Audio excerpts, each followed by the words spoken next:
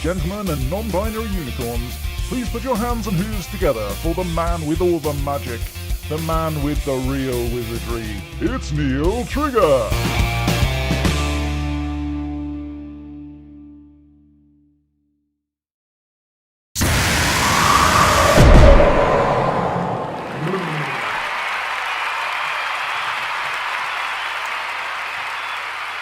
Hello everybody. Oh, is my mic isn't working. Typical. Right. Won't be a second. Yeti, come on. 1 2 1 2. No. One moment. I know what I'm doing, I think. 1 2 1 2 1 2. Hello. No. Oh, goodness gracious me.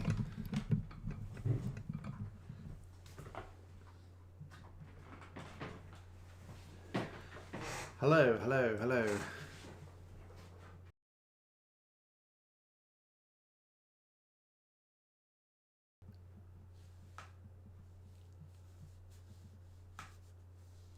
It is on just a smidge. Okay, interesting, interesting. Okay, right. I will see if I can turn up the gain anymore.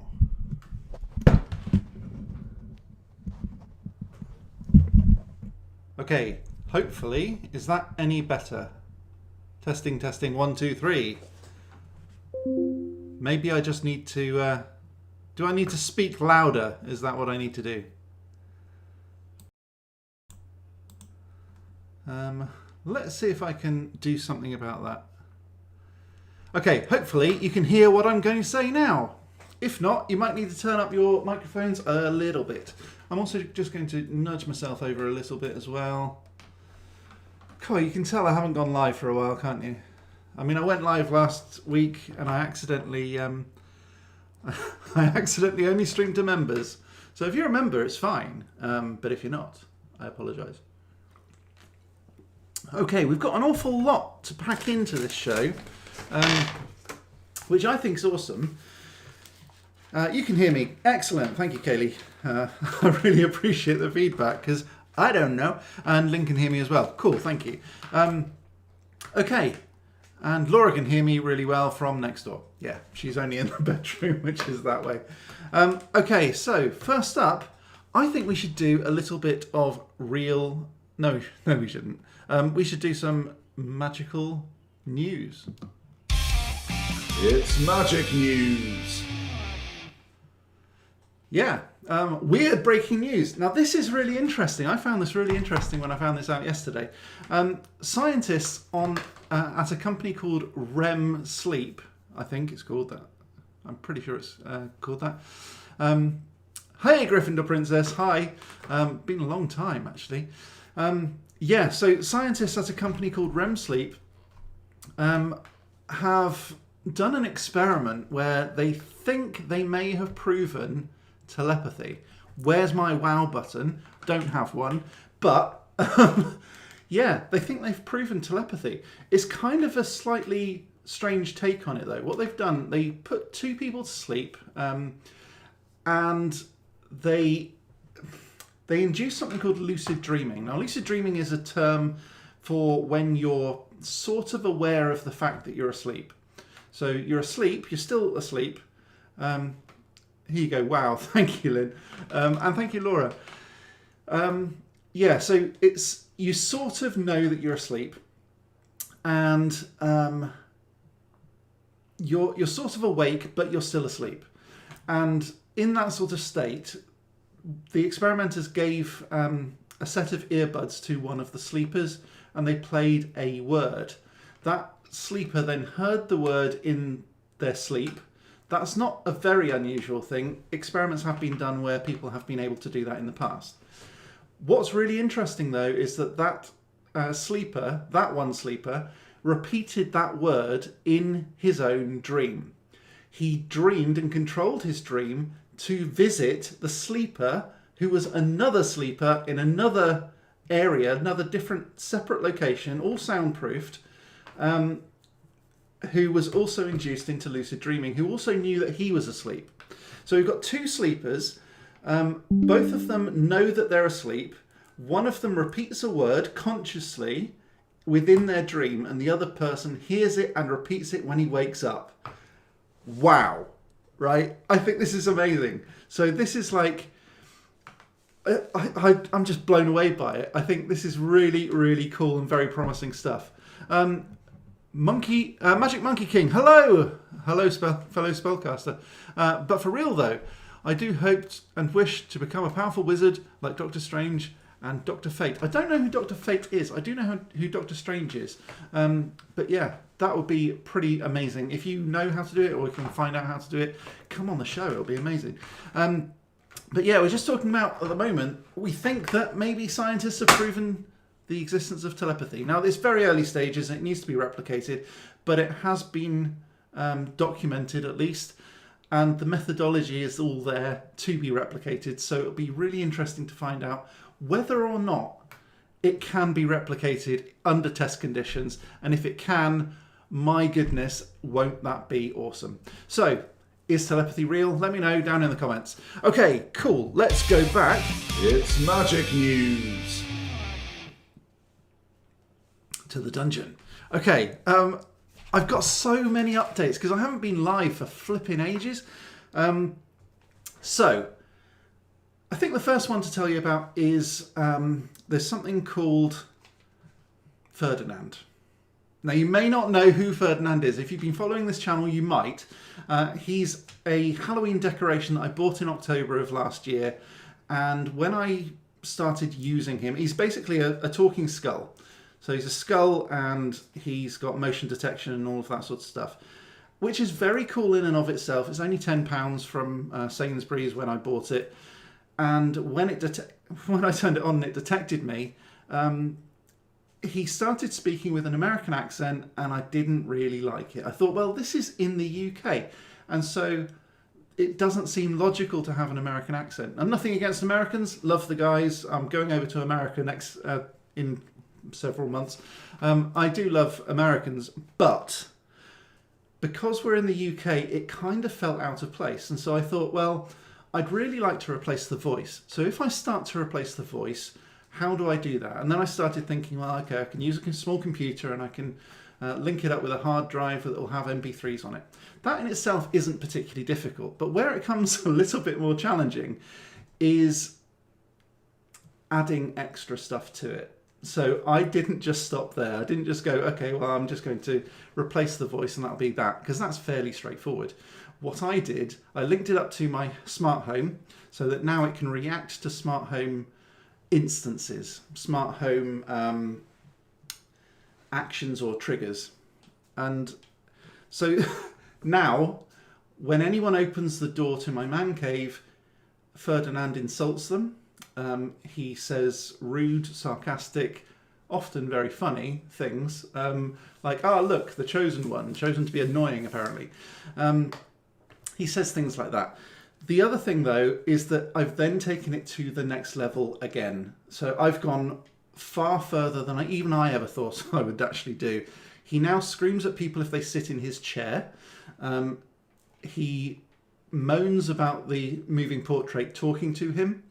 Kaylee said, sounds like my friend Zoe. Nice.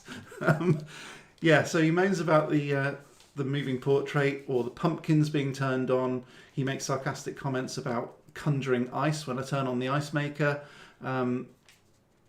Yeah.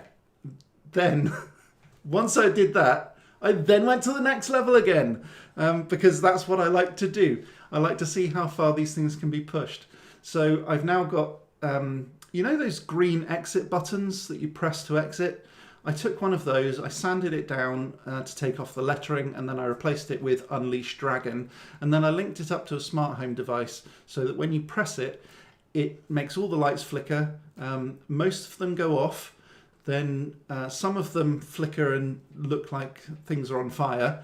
A single spotlight goes onto Ferdinand's head and he starts cursing and sort of swearing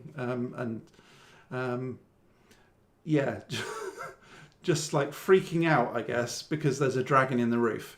Then I went to the next level again, because, you know, why not? In for a penny, in for a pound by this point. And then I put some speakers in the roof and I linked that with my smart home. So now, when you press that button, Ferdinand freaks out, the speakers go off, all the sounds are playing, it's carnage. So that's really funny. I like it. Okay, so I think I've covered the dragon breath button, the door, also the cupboards. Yeah, so he gets very possessive about the cupboard. He goes, you won't find anything in my cupboard. Then there's the chair, and then I decided, why not? I'm just going to make a game as well. So if you want to know any more about the game, just let me know in the comments, and I'll tell you all about the game. But basically, it uses a reed switch and rune stones, and Ferdinand reacts to it. Magic Monkey King said, "Oh my God! Look up the actor who played Doctor Strange in the movie. He was British and he pulled off the American accent perfectly." That is true. He did. He definitely fooled me into thinking that he was American. Yeah, his name's Benedict Cumberbatch, and he is very, very British. But yeah, he does a very good American accent, actually. Okay, coming up next then, introducing TML. Now, TML is something that I've invented that works again with the smart home, and I think it's the next big thing. And actually, we're going to be using it on this stream as well. Not this one right now, but on this channel. TML stands for Trigger Markup Language, not just because my name's Neil Trigger, but because also it works with smart home triggers. The whole idea for this is that I wanted my smart home using AI to tell me a story, and we'll get into that in just a moment because we're going to basically do the same thing on this stream. I wanted it to tell me a story, and when it goes through and starts telling that story, I wanted all of the lights to change and stuff. So, for example, it might say you're walking through a crowded street, and then it starts playing a street sound, or you're walking through a forest at midnight and all the lights turn blue and maybe it blows out smoke from the smoke machine. That sort of thing. And it does that seamlessly without me asking it to and without me programming it. So I had to invent a new technical thing. It's a whole language and framework and stuff. But when I tested it and it worked, my son and I freaked out. So I think it's really, really good, and I will be doing some more videos on it. As far as I know, I'm the only person in the world to do this, but it uses text-to-speech, speech-to-text, a whole load of programmy stuff that you don't really need to know unless you're very into it. If you are into it, let me know, again, down in the comments, and I'll see what I can do about that. I am going to train up an AI system to speak with Ferdinand's voice, and I'm going to train Ferdinand to basically say anything. At the moment, I've recorded over 1,000 things for him to say. And I've invented protocols on how he's going to say that, so it's all context driven and all of that sort of stuff.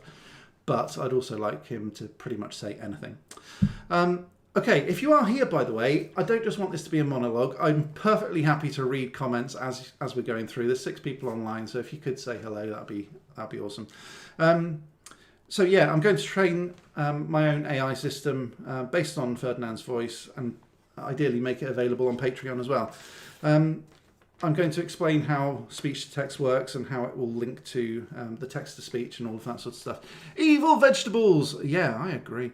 I found out how to live chat. Awesome, well done. It's Dan, by the way. Hi, Pops. Hello, evil vegetables. I don't know why you're evil vegetables, Dan. That's weird. Sounds really cool. Kaylee, it is beyond cool. Yeah, I am so excited to show you guys. And we will be doing videos on it.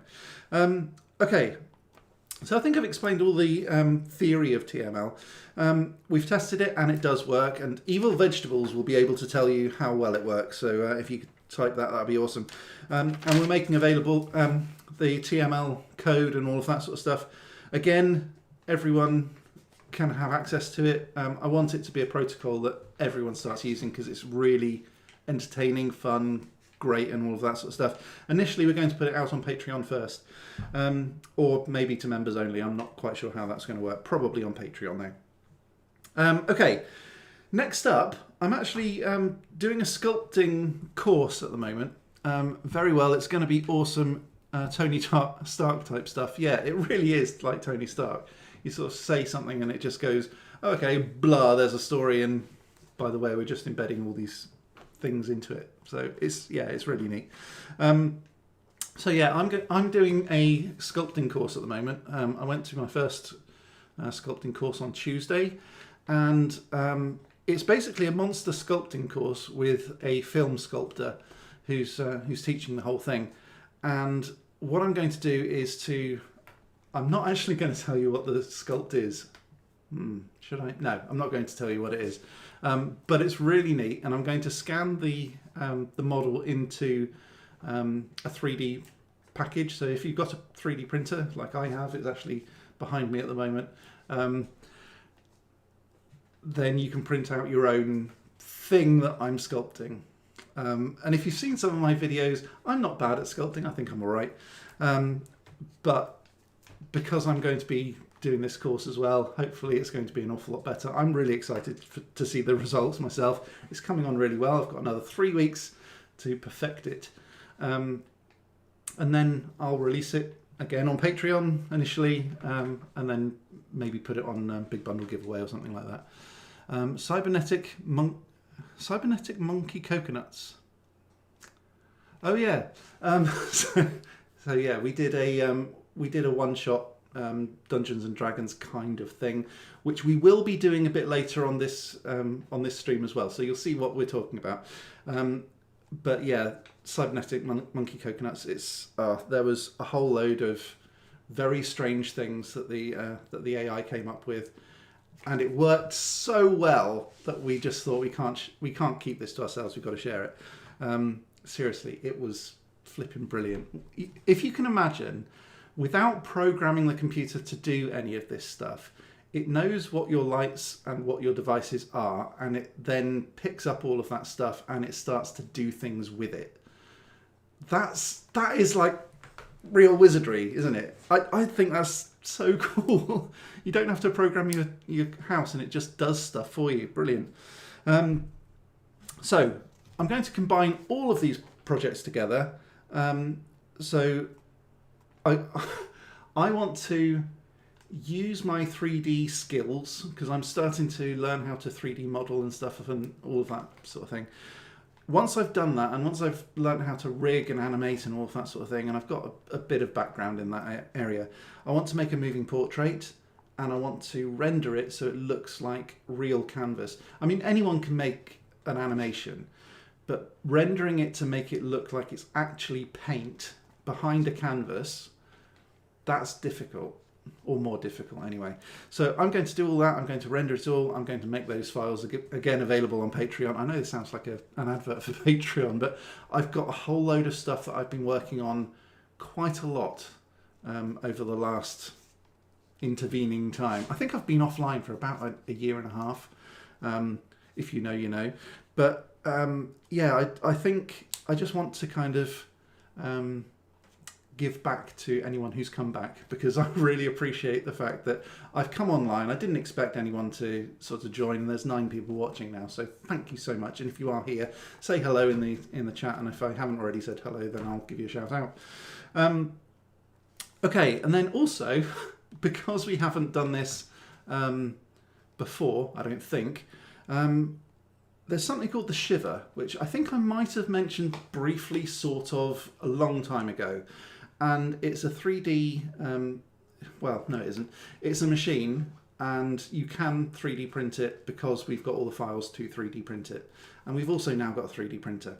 So I'm not going to 3D print them and send them out. I think the shipping costs will probably be too much to make it worthwhile. Basically, it's a cocktail mixing machine. And if you've got a 3D printer, or if you can get one, or if you know anyone with one, you'll be able to print out your own 3D printing, your own cocktail mixing machine, and it will mix your cocktails for you. So that's kind of where I'm going with it. Groovy. Let's get on then with meeting Frank. Hello. Hello, Frank. How are you doing? Are you all right? Yes. Yeah, very good. So, Frank, we've been offline for a long time, haven't we? Too long. Yes. Yeah. Have you been up to anything interesting while we've been away? No. Of course not, no. Kaylee says she's missed you, Frank. That's very nice, isn't it? Yes. Yeah. Hooray, Frank's back. Yes. Yeah. Now, what's really interesting, actually, is that Frank is... He's one of these things, unfortunately, that I haven't really paid a huge amount of attention to Why? Well, sorry, because you kind of acted as the inspiration for Ferdinand. And What? well, by pressing buttons and making you talk, Ferdinand kind of came about in my head. Why? Well, because you can't say everything, you can only say a small number of things, whereas Ferdinand can say a whole load of other things. So what I wanted to do was to upgrade your capabilities by using some of the code from Ferdinand to make you a bit more talkative. Is that all right? Yes. Yeah, good. Hello. No. Yeah, he doesn't say very much. So, bless him. Frank, we are going to upgrade you. Why? Because I quite like you, and I want you to continue to be part of the show, if that's all right with you. Is that okay with you? Yes. Excellent. Right, now we are going to say goodbye to you. Why? Because you're now going to go off and do real or fake. Is that all right? Yes. And you've been preparing? No. Of course not. Right, okay. I'll see you later then, Frank. Goodbye. What does Super Soldier Frank mean, Evil Vegetables? I'm not sure what you mean. And Laura loves his hat. The other thing, actually, I forgot to tell you, Ferdinand has got a whole range of hats. And again, inspired by Frank, because everyone loves his hats. So I just kind of thought, well, I will upgrade Ferdinand so that he can switch out different hats. I was hoping to make the Valentine's hat for him today, but I just spent most of the day in bed instead. So sorry about that. Upgrading Frank with a serum. Right, gotcha. Now I know what you mean. Yeah, no, let's hope not. The other thing is I am starting to think about how to sculpt a new idea for an army. So it's a role-playing game army. Would anyone here be interested? Just let me know, yes or no, and I'll put the files again on Patreon initially, and then probably make them available. I don't know whether I'll make them available at all, really, but I'll certainly put them out on Patreon if anyone is interested. Groovy. The other thing is, let's boil up something. Let's boil up some real or fake. Brilliant. Let's do some real or fake. Real or fake? Okay, now for this one, I've actually got real or fake on my phone. If anyone doesn't, hopefully everybody remembers how to do real or fake. So let me just bring up. No, that's the wrong one. Where's real or fake? There we are. Okay, cool. Number 10. Right, so we did all the way up to number 10 last week. So if anyone doesn't know how to do real or fake, I will tell you something. You tell me in the chat whether you think it's real or fake. Play along at home. This is good fun. So, number 1. Okay, a French nobleman was rumoured to have used alchemy to create an immortal elixir. Is that real or fake? I don't know how to play real or fake, but some questions I don't understand. That's why I don't answer straight away. Thank you for your understanding. No worries. I will try to give you as much time as possible. So I'll give you a bit of a background on this. I'm not saying necessarily that someone did genuinely invent this, but he was certainly rumoured to. Is this true or not? In the 16th century France, an alchemist named Nicolas Flamel was said to have discovered the secret to immortality using the Philosopher's Stone, a legendary alchemical substance. While there's no historical proof, he found the stone, comma. Legends suggested he lived for longer than an average human lifespan. Is that real or fake? What do you think? Real or fake?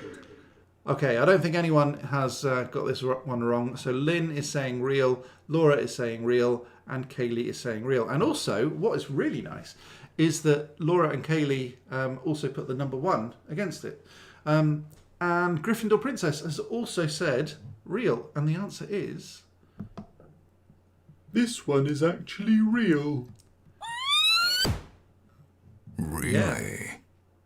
So, Evil Vegetables. Oh, man, I did this on an accident test stream. Yeah, I know. Sorry. Okay, number 2. Oh no, that's the wrong image. There we go. There we go. Right. Number 2.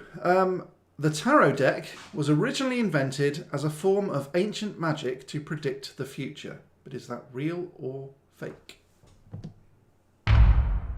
Real or fake? So tarot cards are believed to have originated in 15th century as playing cards. However, they soon became associated with divination, particularly in the 18th century when occultists began to use them as a tool for fortune telling and spiritual insight. So was it originally as a game or was it originally as a tool? What do you think? The tarot deck was originally invented as a form of ancient magic. Real or fake? Maybe I haven't seen all of them, said Evil Vegetables. Actually, no. When you joined the stream, I did say we've already done up to 10. But I think you had only just joined after that.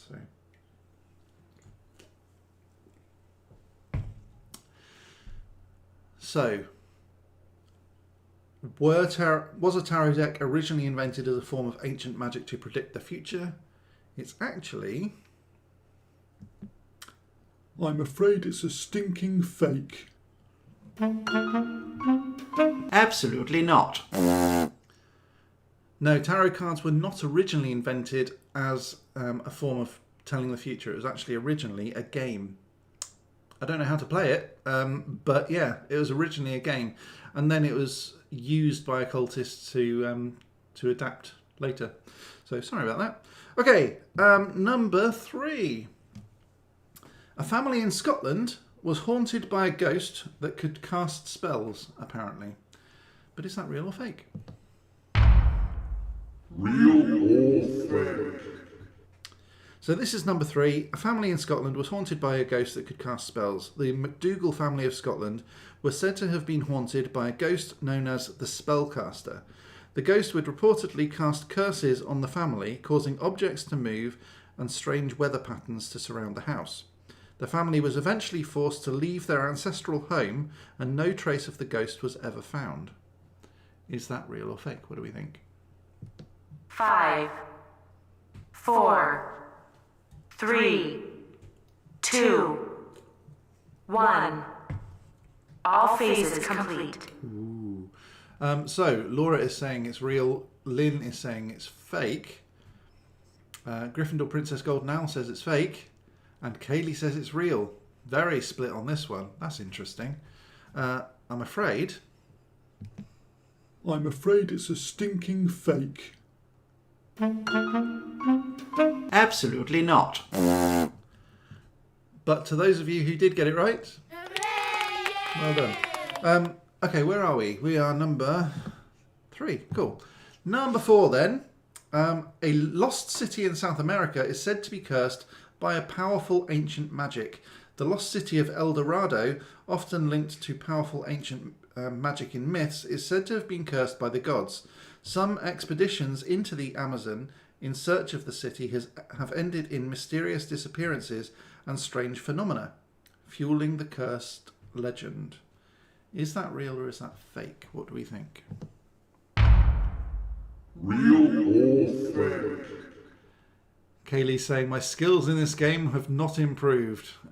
Lynn is saying it's real. Laura's saying it's real. Kaylee's saying it's real. And Gryffindor Princess also saying it's real. Evil Vegetables, have you voted yet? Let's give him a 5-second timer. 4, 3, 2, 1.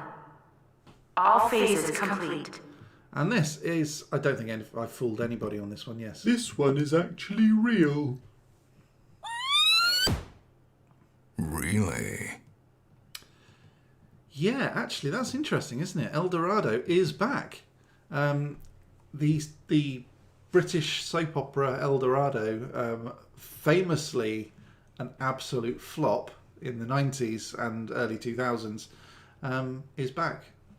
I don't know why. Probably because they've paid for the set and they can't get rid of it. Okay, shall we go for number 5 then? Number 5 is a magician was accused of accidentally summoning an... Sorry, I don't know about accidentally. Let's try again, shall we? Because I got it wrong. A magician was accused of summoning an army of ghosts to perform his tricks. So in 1927, a magician known as Morpheus the Enchanter was accused of summoning an army of ghosts to assist him during his performances. Witnesses claim that they saw ghostly apparitions floating above the stage, but no evidence was ever found to support the claims that he was actually using ghosts. He was probably just using illusion instead. Was that real or fake? Real or fake? Evil Vegetables is making food with this in the background. Cool. So he needs his hands. Kaylee says it's real. Lynn Kirby says it's true, but it's not true. It's either real or fake. Real or fake? So, yeah, here we use the word real. Normally, I'd have a button saying what an idiot, but I'm not going to do that because that's mean, and it is the first time we've played real or fake, so we're not going to do that. Okay, real, real, real, real, and real. Everybody's saying it's real today. I'm afraid it's a stinking fake. Absolutely not. No, sorry, I made everything up. I wouldn't do that to your mother-in-law if I were you. No, fair point. Okay, number 6. So, number 6 is a hidden treasure can be unlocked by solving a series of magical riddles in an ancient temple. But is that real or fake? Real or fake? So the legend of the hidden treasure of the Mayan temple suggests that an ancient riddle or code must be solved to unlock the treasure's secrets.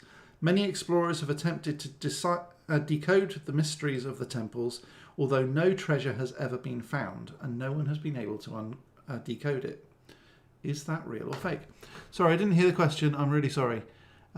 Okay, so the question is, a hidden treasure can be unlocked by solving a series of magical riddles in an ancient temple. Is that real or fake? What do you think?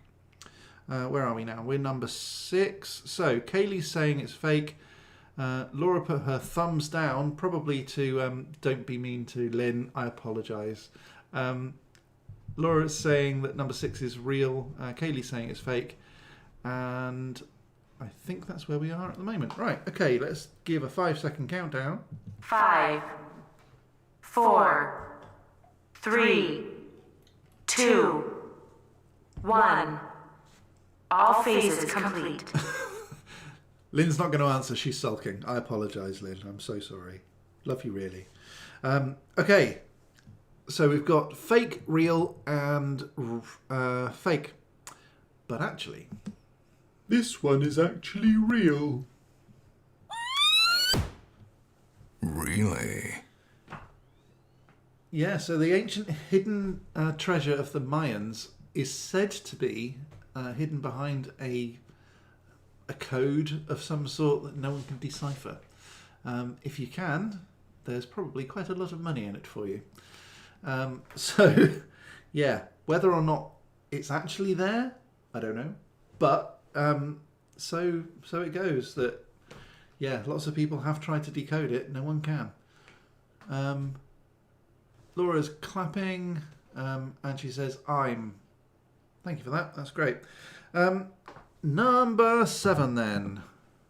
I'm not very good at riddles. No, fair enough. Number 7. A group of witches in the 16th century claimed to control time itself. Is that real or fake? Real or fake? And we're going to speed up a little bit because I've got something really cool to show you afterwards.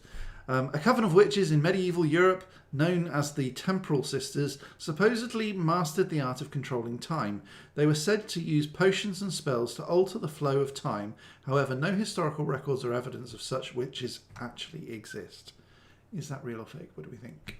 Let's do a 5-second countdown. Let's speed things up. 5, 4, 3, 2, 1. All phases complete. Okay, real. Actually, no. I'm afraid it's a stinking fake. Absolutely not. No, sorry, that one was totally made up as well. Okay, number 8. A man discovered the secret to creating a potion that can turn invisible. So in 1882, alchemist Dr. Aloysius Nighthawk supposedly discovered the potion that could make people invisible. The potion, or the recipe, was lost when the laboratory mysteriously burnt down, and no trace of the formula has ever been found. But is that real or fake? Real or fake? So, did someone discover the secret to creating a potion that can turn people invisible? Reap. Okay, I'm not sure what that means. Reap. Reap? Real. That makes more sense. I genuinely looked at that and I was like, yeah, it's very easy to get a P instead of an L. Sorry, that was my fault. I've been really thick today, and Laura can confirm that. We were watching Beast Games earlier, and I was like, how did this person get one vote? Who voted for them? And Laura just went, well, that person did. I was like, oh yeah, that makes perfect sense. No spoilers. I'm not going to say anything. Anyway, real, okay. No idea. Sounds like it could be real, though. And Gryffindor Princess is saying it's fake. Fake because of the name, I think. Okay. Aloysius Nighthawk, was that? Aloysius, yeah. It's a great name, though, isn't it? Yeah, you're right. I'm afraid it's a stinking fake. Absolutely not. Okay, the second to last one. A famous wizard's wand is said to have been made from the wood of a sacred tree. So, the wand of Merlin, the legendary wizard, is said to be made from the wood of an ancient oak tree considered sacred by druids. The tree was believed to hold mystical powers, and Merlin's magic wand was thought to channel those powers through him. Is that real or fake? Real or fake? No idea. Sounds like it could be real, though. I'm guessing that's number 8, though. Okay. Kaylee is saying that number 9 is real. Laura's saying number 9 is real. Gryffindor Princess Golden Owl is saying 9 is real. I know I say this every stream, but I love your name, Gryffindor Princess Golden Owl. I think it's really cool. Okay, I don't think I'm going to be fooling anyone about Merlin, so yes. This one is actually real. Thank you, Frank. Really? Yeah, so Merlin did indeed have a real magic wand from a sacred tree. I don't know how sacred it would have been if he had cut some of it, but there we are. Okay, number 10, the last one. So, a famous wizard once turned an entire town into stone as a demonstration of his power. But is that real or is that fake? What do you think? Real or fake?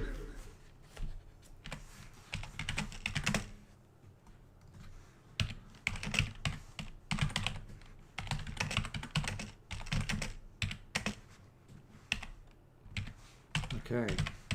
I'm just typing something to prepare for the next part, but you carry on writing. I'll get to you in a moment.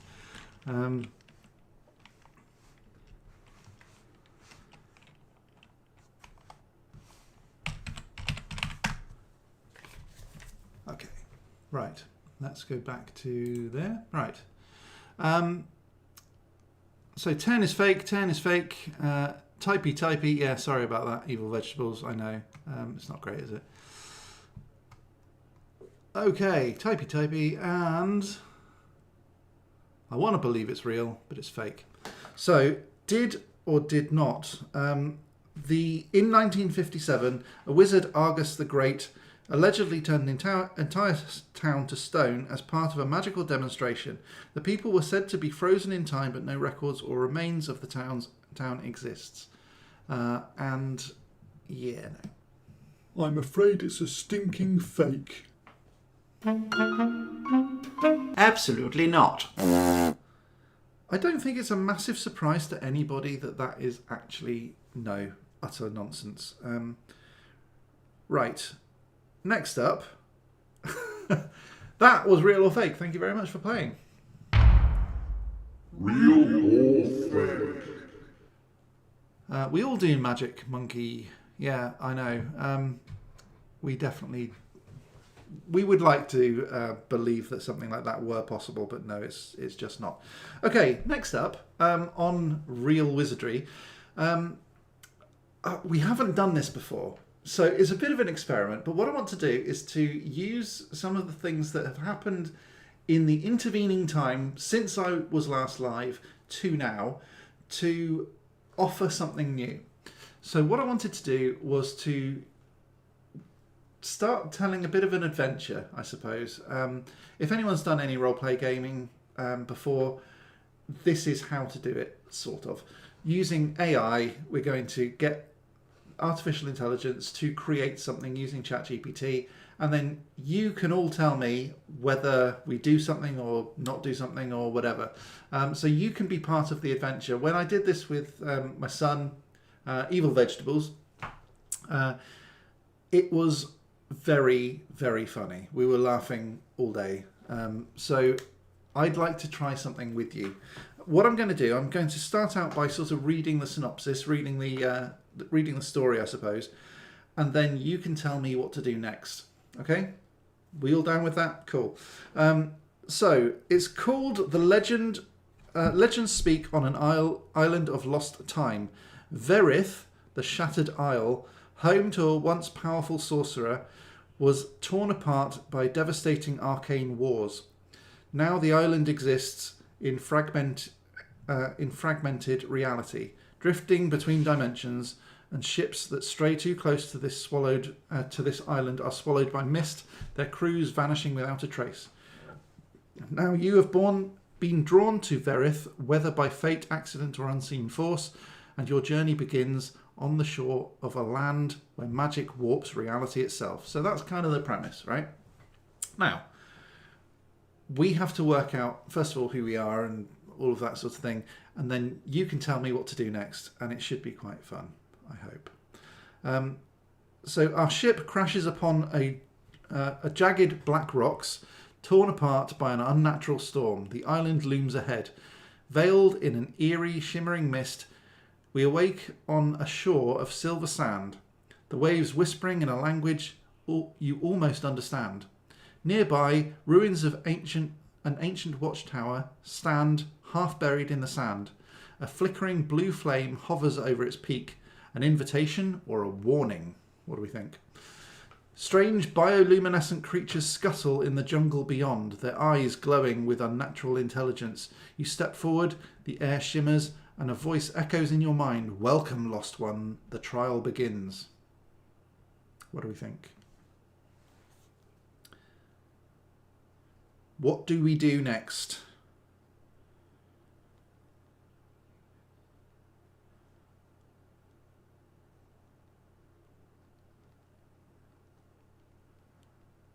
So I think what I would like to do is to encourage you all to think about what to do. I mean, we can enter the ruined watchtower, we can venture into the bioluminescent jungle, or we can search for survivors, or we can do something utterly crazy. Are you going to call them people? Are you going to call them the people? I'm not sure what you mean. The bioluminescent creatures, they may not necessarily be people.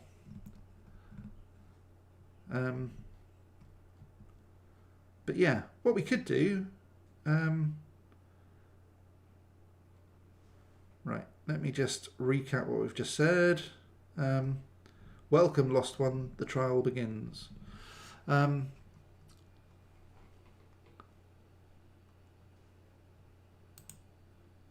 okay. So, yeah, we could tell them our names. Okay.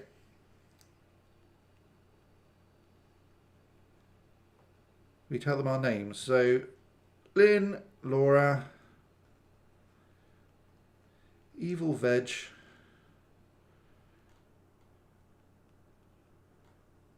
Magic Monkey. King. Gryffindor Princess. Golden Owl. And Neil. Neil seems very boring, but there we are. Okay, so we're going to tell them our name. As you steady yourselves on the shifting silver sands, an eerie voice that welcomed you to the island stirs again, this time amused. Names, ooh, how quaint. Oh, I didn't say Kaylee. I'm sorry. So sorry, Kaylee. The mist swells around you, coiling like living tendrils, as if tasting the air. Then a whisper, layered with voices, both ancient and new.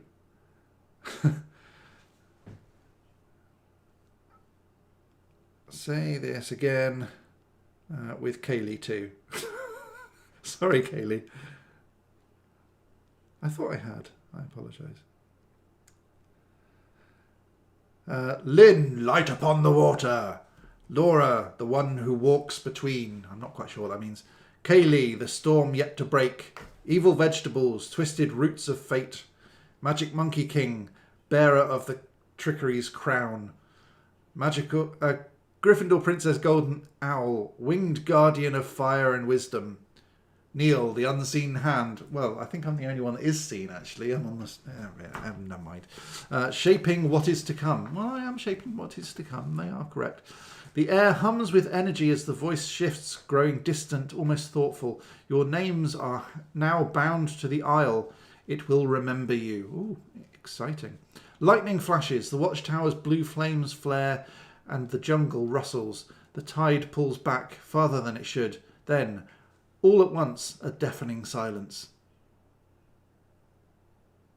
And in that silence, a single sound, a bell tolling from deep within the island. The trial has begun. Right, what do we do? I think we should run towards the trial. Run towards the trial.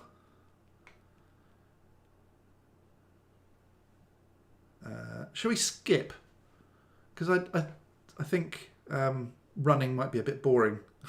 Skipping and singing sea shanties, because we are pirates, aren't we? Shanties. There we go. Let's do that. As the eerie bell tolls across the island, the group look at one another, then, without hesitation, burst into skipping sprints towards the heart of the trial, voices raised in a raucous sea shanty. Oh my goodness, I've got to sing this now. Oh, the sea, she raged and the winds did cool, but we fear no storm, we'll face it all. With a hop and a skip and a mighty roar, we'll dance through danger, give us more! Okay, I'm not going to sing this. Army crawl. You could army crawl, that would be good. The mist around you recoils, uncertain, as if confused by this reckless enthusiasm. The jungle's glowing creatures pause in their eerie watching. Even the ancient watchtower's blue flame flickers, as though momentarily stunned by the sight of a band of adventurers merrily skipping towards what could be their doom. Somewhere, in the unseen depths of the island, the voice of Verith, that's the island, remember, stirs once more. Wait, what are you doing? A low rumble echoes beneath your feet, the island itself seemingly bewildered. A path that once twisted ominously now straightens before you, as if the island, caught entirely off guard, has no choice but to let you through. The trial awaits, and you're arriving in style. Okay, maybe you should be the actor of the family. Maybe I should. Tell it we just want hugs. Okay. Well, we have to do that in style too, right? So maybe I need to pull out this giant conch shell and use it as a trumpet. Okay, let's do that. I pull out a giant conch shell and use it as a trumpet. Heralding our approach and... I'm going to say evil vegetables. Shouts over the din. We just want hugs. Great. Let's do that. Let's see how it goes. Daniel's got one of those shells. I know he does. Yeah, that's true. Okay, where are we? So, as you skip merrily forward, the island trembling in confusion beneath your feet, Neil pulls out a giant conch shell and blows it into it like a trumpet. Like a triumphant war horn. Brilliant. The sound is horrifically loud, a deep bellowing note that echoes throughout the jungle, across the cliffs and out over the shimmering silver sea. Birds scatter from the treetops, the glowing creatures recoil. Somewhere, something very big shifts in the distance. Exciting. You excited? Over the unholy din, Evil Vegetables throws their arms wide and bellows with reckless joy, "We just want hugs!" The mist shrieks, the watchtower's blue flame flares, and the very air pulses with sudden, startled energy. Then, without warning, the jungle moves. Vines and branches twist aside, forming a path directly to the island's heart. Whatever unseen force commands this land clearly has no idea how to handle this situation. A pause. Then the voice of Verith, the island, usually ancient and ominous, hisses in sheer exasperation. "Fine, hugs it is!" Brilliant. With a great shuddering groan, the ground bursts open before you, and out of the earth rises a massive, lumbering tree golem. Ooh, they're scary. Its bark is gnarled, its eyes glow with golden fire, and its branch-like arms spread wide in a terrifying, unstoppable, incoming bear hug. Okay. Exciting. All right. You asked for hugs, you're getting them. Roll initiative. Okay. I'll be honest. ChatGPT has never done this before. Previously, I'll say it rather than they. Previously, the AI would be quite chill, really. They wouldn't deliberately try to anger us or annoy us or be particularly aggressive, actually. So this is new. This is good. I would heal him. Okay, so Gryffindor Princess, what we're going to do then, I think you should cast a spell on the tree golem to set him on fire. Or maybe, actually, yeah, you could heal him. Why not? Let's heal his bark into like a smooth broomstick. Shall we turn him into a broomstick? That'll be fun. Gryffindor Princess... Golden Owl casts a spell to moisturise. There you go. You can moisturise him. His cracked bark. Yeah. While Evil Vegetables tries to communicate by shouting, "I am Groot."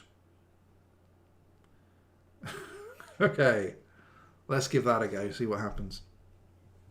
And Kaylee, if you're still there, yeah, you seem to be like... okay, here we go. As the massive tree golem lumbers forward, arms outstretched for the world's most aggressive hug, Gryffindor Princess Golden Owl raises her hands and calls upon the power of hydration. "Let thy bark be supple, let thy knots be sleek. Moisturise!" You are here, cool. A shimmering golden mist swirls through the air, soaking into the golem's ancient cracked bark. A deep crevice softens, and the dry splinters smooth, and for the first time in a millennia, the golem no longer looks like an abandoned piece of driftwood. It pauses. In a deep rumbling sound echoes from within its massive frame. Perhaps it's a sigh, perhaps it's a purr, but either way, it seems pleased. Well done, Gryffindor Princess Golden Owl. Meanwhile, Evil Vegetable steps forward, arms raised in the universal gesture of peace, and bellows, "I am Groot!" The island falls deathly silent. The jungle creatures stop glowing. The mist curls in on itself. Even the conch shell seems to shrink in Neil's hands. Then the tree golem gasps. You speak the ancient tongue?" Oh, that's so cool. It drops to one knee, eyes glowing with reverence, and says, "At last, a disciple of the old ways, the child of root and vine, a keeper of the great tree's words." So I think "I am Groot" definitely does help. It turns its massive wooden face toward Evil Vegetables and without hesitation scoops him up in a gentle but overwhelming embrace. "Groot," he says, and it hugs harder. The island shudders. Somewhere in the unseen depths of Verith, the mysterious ancient force watching over you facepalms.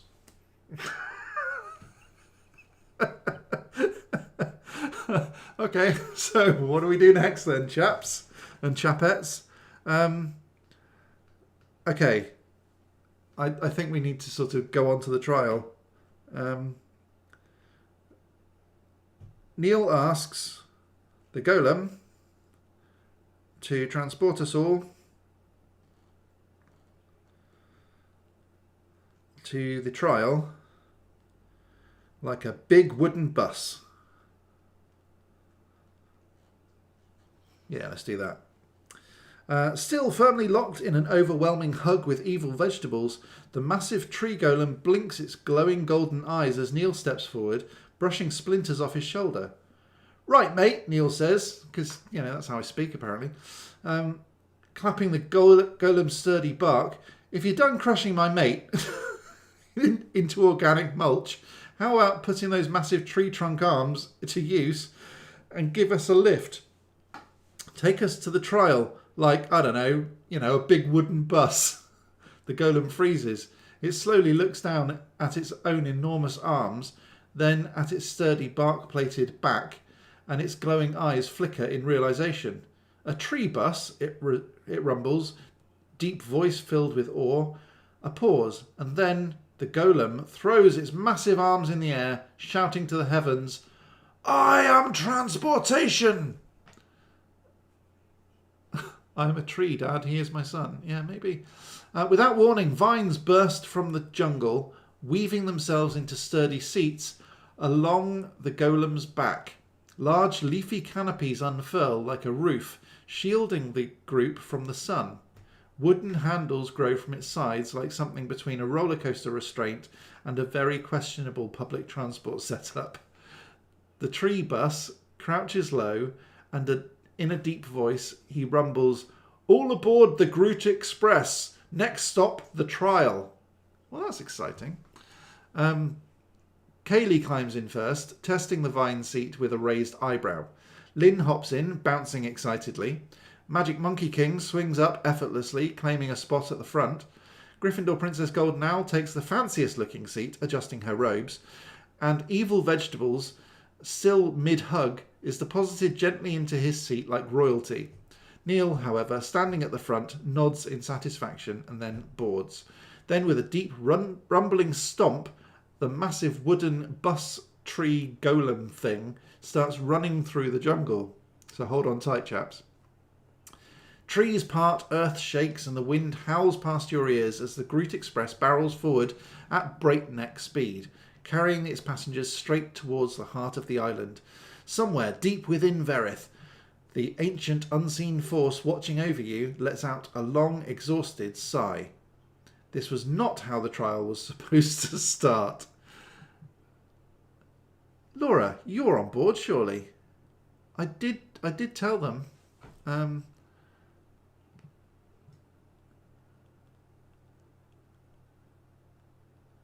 Right, there we go.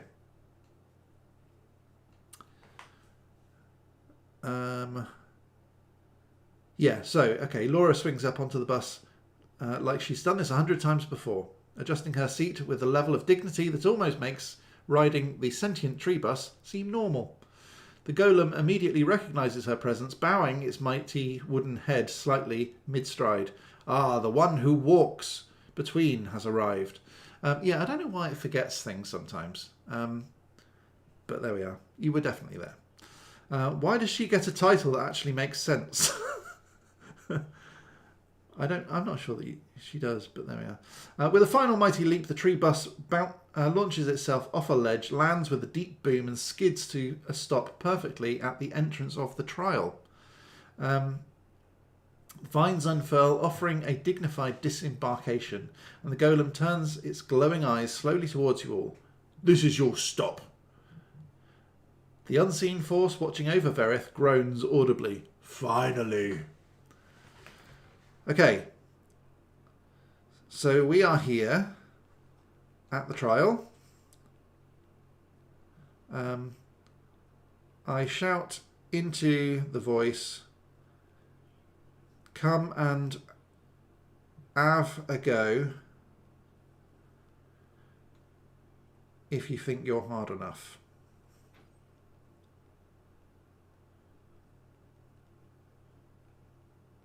There we go. I would say thank you very much for the lift. That is a good point, actually. Sorry, Gryffindor Princess Goldnow. I was a bit too keen to start a fight with an island. But we'll get there. We will say thank you in a moment. I'd say this is better than being at work. Yeah. I don't know whether anyone from work is watching, so hello if you are. We love you all. But yeah. Right, as the Groot Express thunders through the jungle, the vines shift and weave once more, creating an extra seat. No, hold on, that's something else. That's for Laura. Right. As the dust settles from the dramatic arrival of the Groot Express, Neil cups his hands around his mouth and bellows into the vast echoing amphitheatre. Come and have a go if you think you're hard enough. For a long moment, the trial grounds are silent. Then the very air shudders as a deep, ancient voice booms from nowhere and everywhere at once. Are you serious? Yeah, we're serious. Bring it on. The ground trembles. The glowing runes of the obsidian walls flare brighter. In the centre of the amphitheatre, a smooth stone begins to shift, folding in on itself like liquid shadow, forming a massive, menacing figure. Ooh. It rises twice the height of the tree bus, cloaked in a swirling storm of mist and magic, its eyes burning like twin stars. It looks down at the group, crackling with raw ancient power. Then it points at Neil. You wish to challenge me? A pause. Then, from the side, Evil Vegetables casually calls out, technically, we just want hugs. Don't you just love AI? It's brilliant. A crackle of lightning flashes across the sky. The colossal trial guardian sighs. Fine, you want a trial or hugs? So we say trial, apparently. It slams its hands together and the amphitheatre shifts, the floor splitting into 3 colossal arenas, each one swirling with different elements, fire, water and air. Then, step forward, champions. Face the trials of might, mind and madness. Then it pauses, squinting. And for the love of all that is sacred, put away that bloody conch.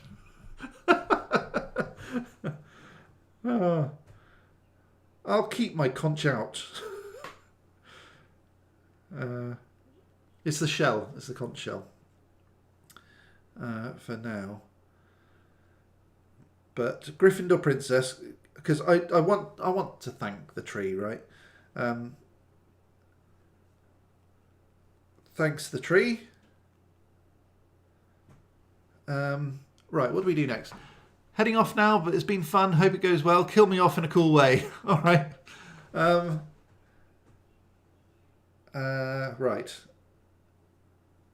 Let's kill off evil vegetables. How would we kill off evil vegetables? Evil vegetables runs up to the Guardian, climbs his leg, starts humping it like a randy dog,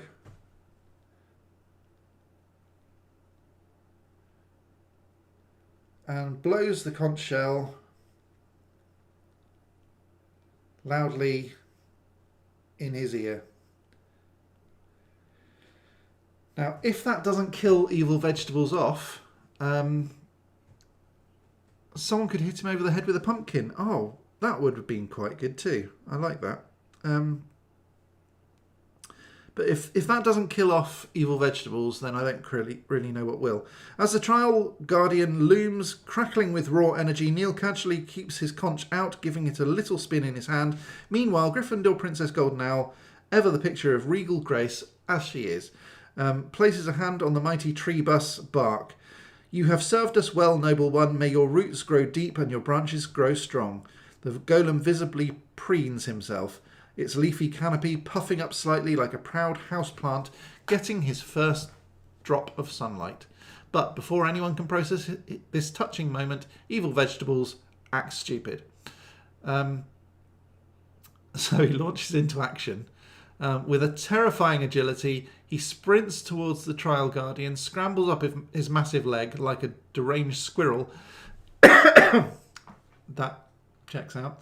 And before the ancient, all-powerful entity can react, latches on and starts humping his leg like a randy dog. The entire arena goes silent, the Trial Guardian freezes, and even the glowing runes on the wall seems to blink in confusion.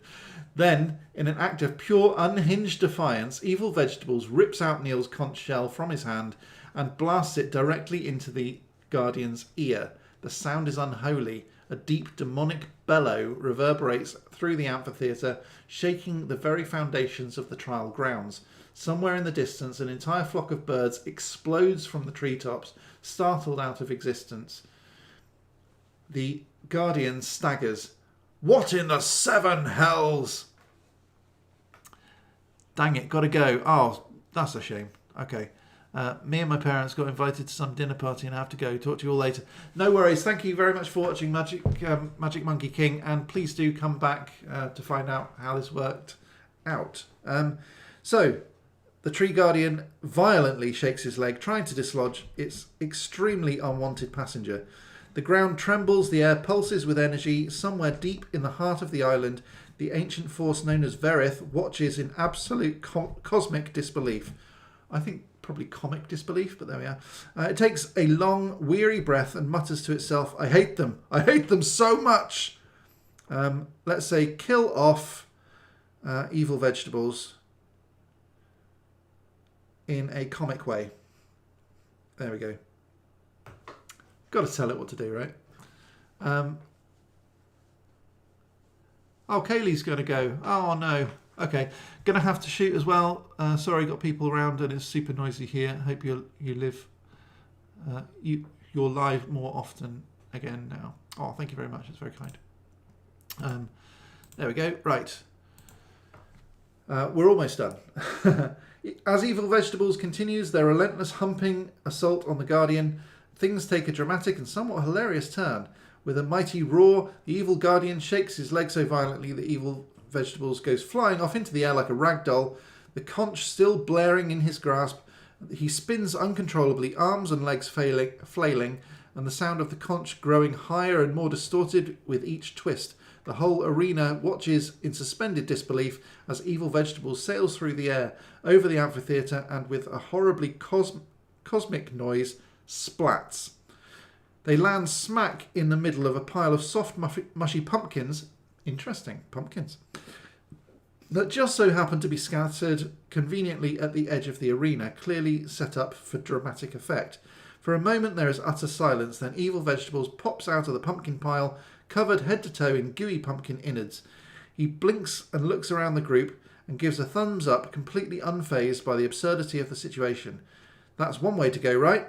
The conch echoes faintly from inside the pumpkin. With a final squelchy noise, Evil Vegetables just sinks back into the pile, vanishing under a mound of pumpkin flesh, leaving only the faint sound of the conch still reverberating. The trial guardian, who has been utterly disarmed by the sheer chaotic nature of what just happened, stands there for a long moment, its face now resembling that of someone who has seen a ghost and doesn't know whether to be furious or impressed. Finally, it sighs and mutters, "No, no more," and thus Evil Vegetable's chaotic pumpkin-filled journey ends, leaving only a mess of conch shell in their wake.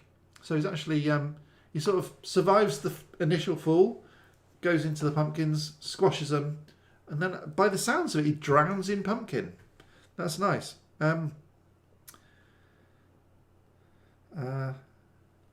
Right.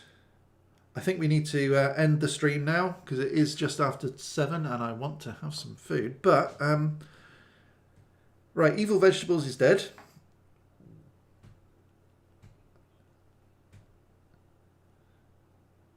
And the rest of the crew are victorious. Right, there we go.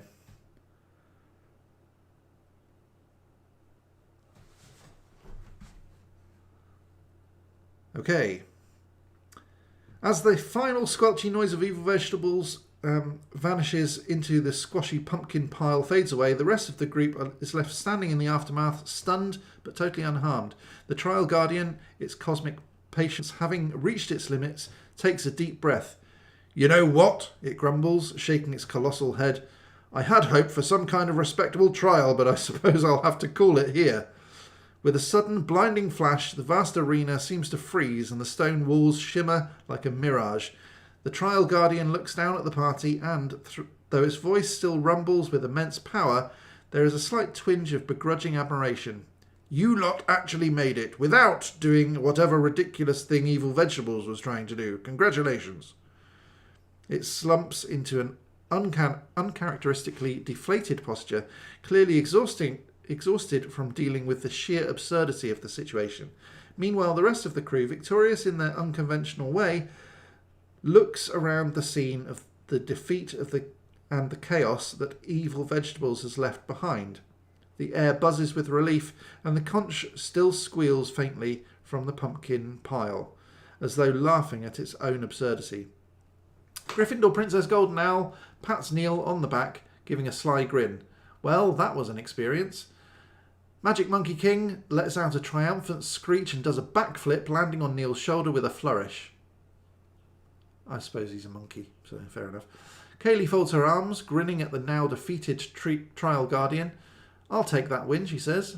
Lynn raises a glass of whatever mysterious drink she seems to have pulled out of nowhere, checks out during the chaos, and cheers to their victory. I know you don't normally drink very much, Lynn, but that is quite funny.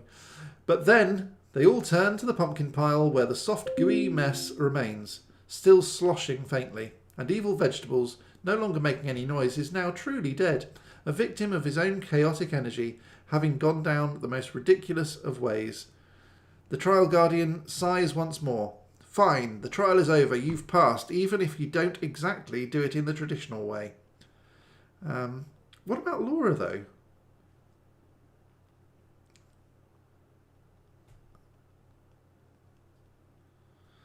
With Evil Vegetables now a permanent pumpkin squish, the rest of the group stands as victorious champions, and though the island may never truly be the same, the adventure has only just begun. The group might not know it yet, but this victory, though bizarre, will be remembered for centuries to come. Laura Trigger, with a mischievous grin, picks up the conch and blows it one last time, making sure it's heard across the island. Cool. Thank you ever so much for watching. This has been Real Wizardry, and the first of hopefully many live shows. What did you think about the story and the whole interaction side of things? Hopefully it was fun. I thought it was good, but yeah. I would have said sorry he did that. Yeah, I know, you're far too polite, Gryffindor Princess Gold now. that's fun though. So hopefully we will do similar sort of things like this. I'm not going to say I'm going to tie myself down to every week because things happen, and I'm going to go live as often as I can. But yeah, hopefully I'll be back fairly soon. So I will see you then. But until next time, as always, stay magical. Thanks for watching.